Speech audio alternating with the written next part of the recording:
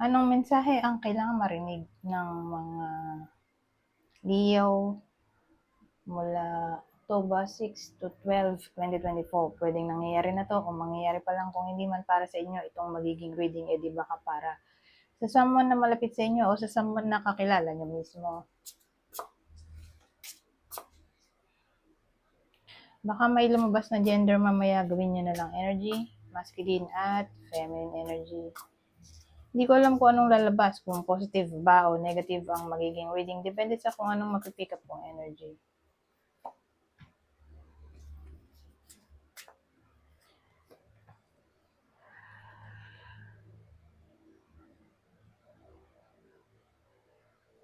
So may sisimulan yung iba sa inyo. Kaya lang paiba-iba siya ng isip, sad to say. So, ang nangyari, walang natuloy na plano. Ganun, may maiisip yung iba sa inyo, new beginning of something. Tapos, purong sulong naman. Kung ipapursue ba itong new beginning o hindi. Tungkol saan ba yun?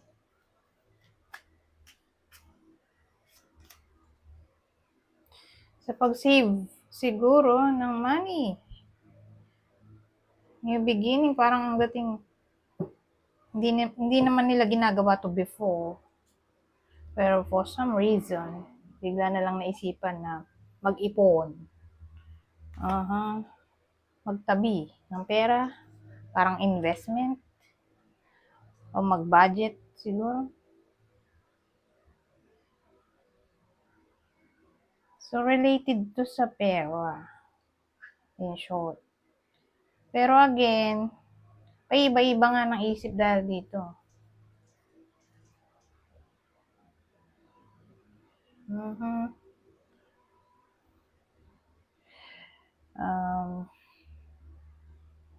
Ano pa ba?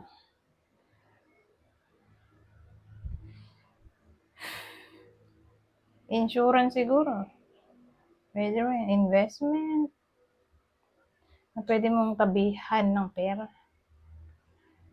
Pagtabihan ng pera. Pagtaguan ng pera.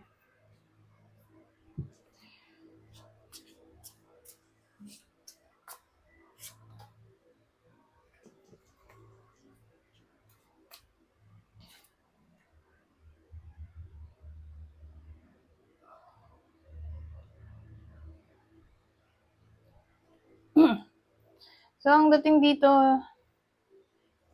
sa week na to, baka mapag-usapan ang tungkol sa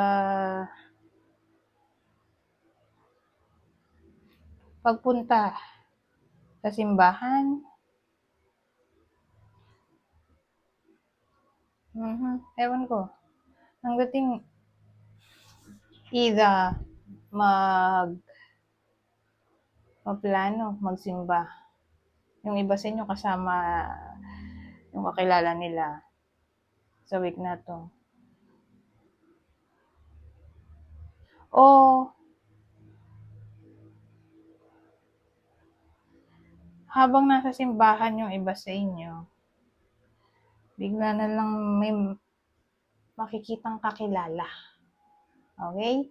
Tapos, bigla na lang nag-offer ng proposal, gano'n. So, habang nasa simbahan kayo, makakapag-usap kayo tungkol dito sa parang proposal. May negotiation kasi dito parang may conversation habang nandun sa simbahan Ewan ko kung anong pag-uusapan dito. Appointment siguro. O tungkol sa pakikipag-areglo. So again, nag-meet lang sila doon by accident. Yung iba sa inyo. Doon sa makakausap nila. Doon sa simbahan. Cathedral kasi to eh. Abbey.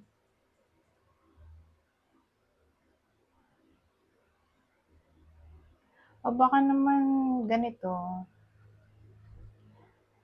May magbibigay ng proposal at ito ay anything na may kinalaman sa spirituality, religion,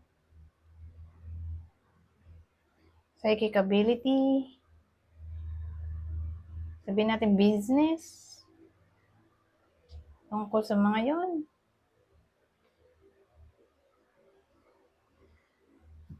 Ewan ko kung anong pag-uusapan, pero ganun. Mukhang religion, spirituality, psychic ability, divination, astrology. Malawak yung sakop ng spirituality. Anyways, punta tayo sa susunod.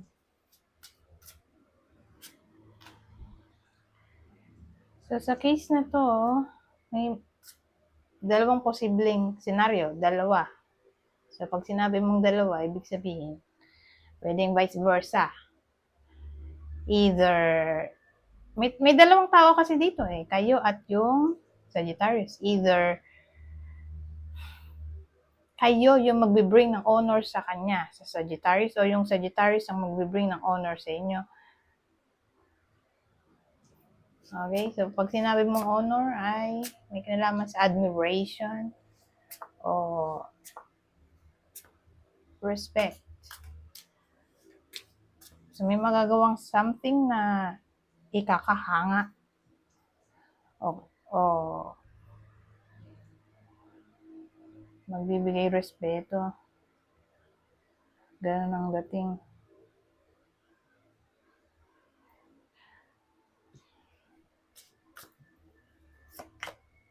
Table.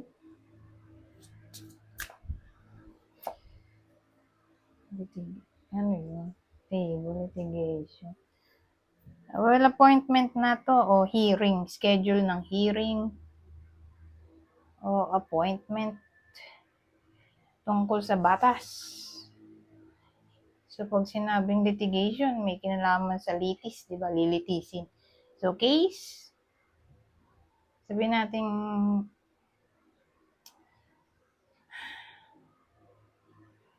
ayun nga, may schedule.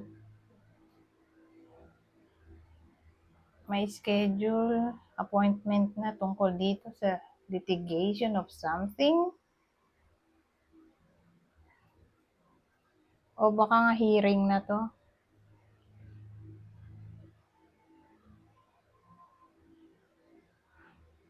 O tungkol to sa pagpo-file ng case o habla. O pagdedemanda. Depende kasi either nangyayari na to o mangyayari pa lang. Kasi sa week na to, eto kasi ano eh, may dalawang upuan, table. So, ibig sabihin niya may mag-uusap, di ba? At ito nga, pag-uusapan ay tungkol sa habla, lawsuit, pagdedemanda. So, baka maagrabyado yung iba sa inyo, kaya magpa-file ng case, o baka nga, nag-file na ng case. So, eto na, may schedule na for hearing.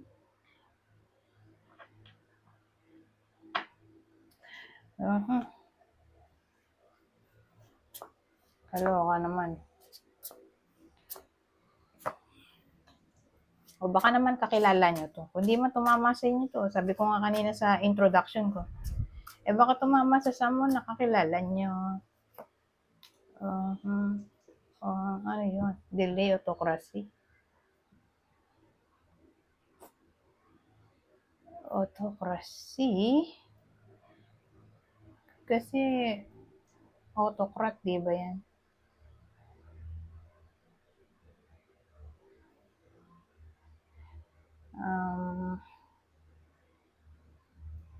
Delay. So, autocrat. Ano nga ba yan? Alam ko kasi, ano yan eh, tungkol sa gobyerno o power.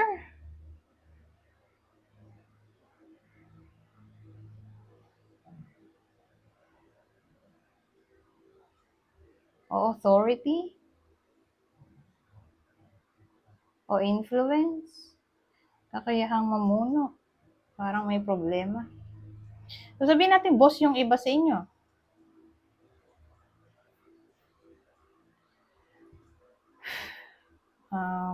Ayun nga, may delay. Okay, parang may aberya. So, sa topic ng autocracy nga baka may aberya, mapopostpone ng something na parang idinidemand nito o dinidictate ng parang boss. Malilate. Pwedeng ganon. Yung demand o yung pag-dictate niya ng something ng boss, malilate. Delay. Promotion, sabi natin ganun kasi maraming possibility, di ba? Halimbawa, yung iba sa inyo nag-expect ng promotion ngayong week, ito delay. Sabi, delayed. Mapopostpone siguro. O again, merong aberya dito. O sabihin naman natin kayo yung empleyado. Halimbawa lang, kunin nyo lang yung info na sa tingin nyo ay fit sa inyo. Halimbawa, kayo yung empleyado. Ngayon, syempre maasa kayo sa announcement ng nakakataas sa inyo. So, for some reason, hindi kayo makakilos kasi ewan ko anong mangyayari sa boss nyo pero hindi siya makapag-desisyon. Siguro nag-out of town, kaya wala siya. Pwedeng ganon. Na para bang natingga yung production kasi nga wala yung leader nyo. Umalis. O, may naasikaso. O, hindi kayo makakilos ngayon. Parang gagamba. Di ba? Ano nga ba yung gagamba na yun? Yung mga, ay saan pala yung Hunter x Hunter. Ano nga ba yun? Yung mga galamay.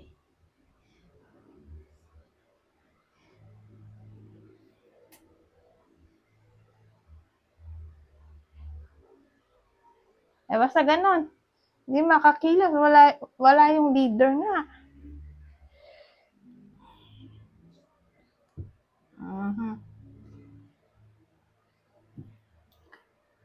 O president.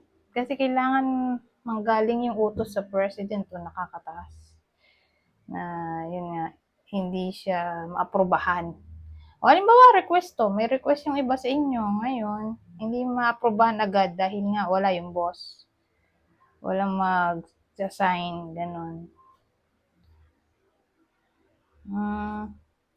Anyways, hindi na natin masyadong nagamit yung tarot. Yan. Lagi ko namang ginagamit yan. Gabit na nga yan.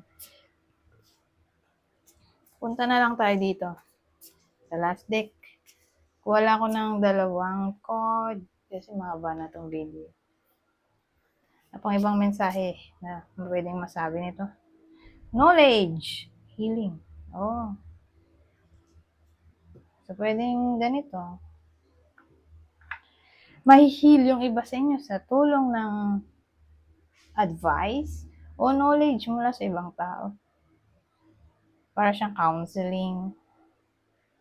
O baka kailangan nyo to para makapag-heal case-to-case basis o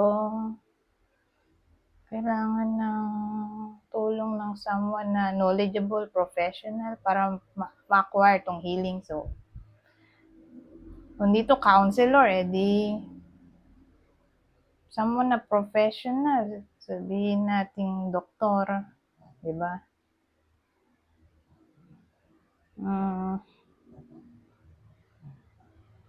Ano pa? Life coach? Para kasing advice to O baka naman kayo yung mag-bring ng healing sa iba through your knowledge o wisdom. Kasi pwede rin kasi itong vice versa.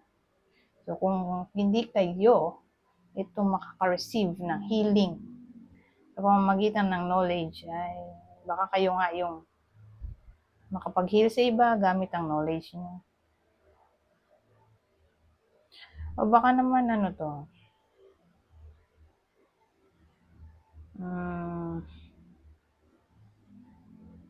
magiging somewhat studious yung iba sa inyo. At dahil doon, unexpectedly, mag-gain sila ng clarity. At yung clarity, yun na yung healing sa pamamagitan ng nabasa nila o information na matututunan ng iba sa inyo.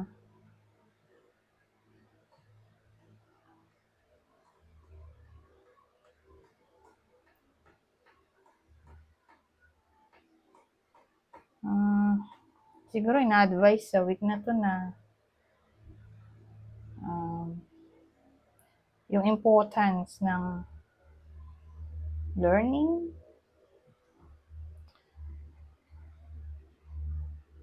Anyways, hanggang dito na lang. Goodbye.